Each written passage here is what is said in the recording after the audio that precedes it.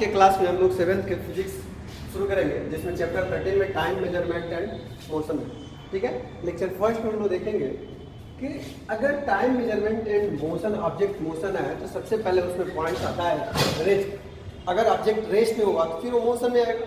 फिर मोशन, जब वो मोशन करेगा तो कितनी तरह का मोशन होगा ये लोग। तो सबसे पहले रेस्ट का हिंदी मीनिंग होता है विराम, मतलब कि रुका हुआ। कोई ऑब्जेक्ट अपना पोजीशन अगर नहीं चेंज करता है दैट इज कॉल्ड विराम। तो हम लोग कहेंगे रेस्ट को, a body can not change in position with respect to time with reference point. अगर कोई बॉडी अपना पोजीशन टाइम के साथ साथ नहीं चेंज करता है विथ रेफरेंस पॉइंट, उसको हम लोग बोलेंगे रेस्ट। अब रेफरेंस पॉइंट क्या होता है कि जहाँ से आप चलना शुरू करते हैं या जहाँ से आप मेजरेबल पॉइंट, इनिशिएट पॉइंट शुरू करते हैं, वही आपका होता है रेफरेंस पॉइंट। अब जैसे मान लीजिए आप अपने घर पे हैं, ये पॉइंट ही हुआ, यहाँ आप घर पे ही हैं और थोड़ी देर बाद घड़ी 9 बजे आप घर पे थे, जब 10 बजे आप देखें तो भी आप घर पे ही हैं। मतलब कि घड़ी ने अपना टाइम बढ़ाया, 9 to 10 हुआ, बट आपने अपना पोजीशन चेंज नहीं किया, आप पोजीशन ए पे ही हैं। ठीक है, इसलिए आप रेस्ट में थे। तो हम लोग कह सकते हैं कि ये body can not change in position with respect to time, are called rest. अब आता है मोशन। ठीक है, मोशन का हिंदी मीनिंग होता है गति। अब गति क्या है? ठीक है, मतलब बॉडी मूवेबल, तो ये body can change in position with respect time, with respect to time with reference point. अगर बॉडी अपना पोजीशन, ठीक है, टाइम के साथ साथ चेंज करता है दैट इज कॉल्ड रेस्ट। अब टाइम के साथ साथ चेंज करता है का अर्थ क्या है कि आप पॉइंट ए पे हैं 10 बजे और फिर 11 बजे देख रहे हैं कि आपने पॉइंट बी पे आया है, फिर कुछ देर बाद देख रहे हैं आप पॉइंट सी पे आए, तो टाइम भी बढ़ रहा है और आपका पोजीशन भी चेंज हो जा रहा है। ठीक है, दैट इज कॉल्ड क्या हो जाएगा? मोशन। मतलब आप अपना पोजीशन टाइम के साथ साथ चेंज करते हो, दैट इज कॉल्ड मोशन। इसी को इंग्लिश में कहेंगे a body can change in position with respect to time with reference point, are called motion. Reference point का अर्थ है कि आप कैलकुलेशन कहाँ से शुरू कर रहे हो या फिर आप इनिशिएट कहाँ से हो रहे हो, किस पॉइंट से इनिशिएट हो रहे हो, दैट इज कॉल्ड क्या हो जाएगा?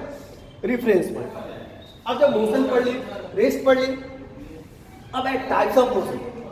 यूं मोशन का डिफरेंट टाइप्स होता है। ठीक है, oscillatory motion, circular motion, but motion दो ही तरह के होते हैं। ठीक है, एक या तो यूनिफॉर्म होंगे या फिर नॉन यूनिफॉर्म होंगे।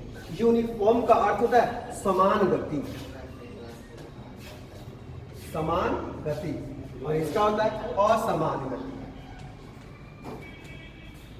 असमान गति। ठीक है, दो तरह का मोशन होता है, एक यूनिफॉर्म मोशन, एक नॉन यूनिफॉर्म मोशन। यूनिफॉर्म का हिंदी मीनिंग होता है समान गति और नॉन यूनिफॉर्म का असमान गति। समान का अर्थ हुआ कि equal distance, equal interval of time, मतलब आपका कि डिस्टेंस और टाइम दोनों आपस में कौन से इक्वल होना चाहिए। बट नॉन यूनिफॉर्म में ऐसा नहीं होता है। अगर डिस्टेंस इक्वल होगा तो टाइम अनइक्वल होगा, अगर टाइम इक्वल होगा तो डिस्टेंस अनइक्वल होगा। ठीक है, अब इस चीज को हम लोग फिर डिफरेंशिएट करते हैं, देखते हैं यूनिफॉर्म और नॉन यूनिफॉर्म मोशन।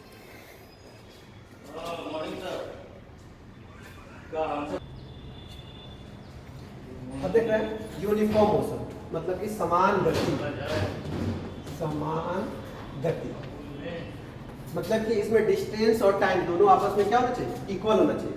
तो ये body can change in equal distance in equal interval of time. एक एग्जांपल से हम लोग समझेंगे। मान लीजिए ए, बी, सी, डी और ई, और ये 10 किलोमीटर का गैप है। 10 किलोमीटर, 10 किलोमीटर, 10 किलोमीटर, 10, और ए से बी की दूरी हम 1 आवर में कंप्लीट करते हैं। फिर बी से सी की दूरी 1 आवर में कंप्लीट, सी से डी 1 आवर, डी से ई 1 आवर, मतलब हर 10 किलोमीटर का गैपिंग 1 आवर में कंप्लीट कर लेते हैं। That is called uniform. Equal distance, equal interval of time. तो ये body can change equal distance in equal interval of time are called uniform motion. Example heart beat normal, जो normal heart beat है वो आपका uniform motion का examples है। Pendulum, earth rotation, ठीक है, ये सारे equal distance, equal interval of time में क्रिएट करते हैं। अब दूसरा नॉन यूनिफॉर्म। जस्ट विपरीत, मतलब कि अगर डिस्टेंस इक्वल होता है तो टाइम अनइक्वल हो जाएगा, या फिर हो सकता है कि टाइम इक्वल होगा तो डिस्टेंस अनइक्वल हो जाएगा, मतलब कि डिस्टेंस और टाइम में एक अनइक्वल होना चाहिए। जैसे इसका दूसरा एग्जांपल देखते हैं, A B C D E 10 kilometre की गैपिंग है, 10 किलोमीटर 10 किलोमीटर और फिर 10। ए से बी की दूरी हमने 1 आवर में कंप्लीट किया, बी से सी की दूरी 1 आवर 30 मिनट में कंप्लीट किया, सी से डी की दूरी 45 मिनट में कंप्लीट किया, ठीक है, और डी से ई की दूरी 2 आवर।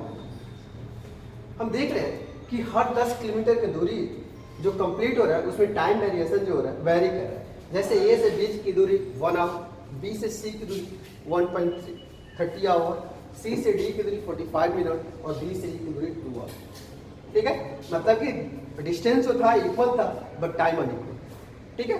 या ये भी हो सकता है कि टाइम इक्वल हो जाए, A B C D, A 5 kilometre, ठीक है, 10 किलोमीटर 15 किलोमीटर, ये आप 1 आवर में कंप्लीट कर रहे हैं, ये भी आप 1 आवर में कंप्लीट करें, ये भी आप 1 आवर में कंप्लीट करें, ठीक है। ए से बी की दूरी 5 किलोमीटर आप 1 आवर में, बी से सी की दूरी 10 किलोमीटर 1 आवर में और सी से डी की दूरी 15 किलोमीटर 1 आवर में। इसमें टाइम इक्वल है और डिस्टेंस अनइक्वल है, तो हम कह सकते हैं कि नॉन यूनिफॉर्म मोशन में टाइम अगर इक्वल होगा तो डिस्टेंस अनइक्वल हो जाएगा और डिस्टेंस इक्वल होगा तो टाइम अनइक्वल होगा, ठीक है। जैसे हम बोल रहे हैं, चल रहे हैं, घूम रहे हैं, ठीक है, बस चल रहा है, ये सारे नॉन यूनिफॉर्म मोशन का एग्जाम्पल, ठीक है। अब हम लोग आगे देखेंगे डिस्टेंस।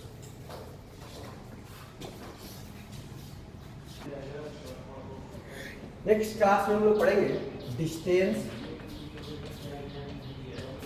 And displacement.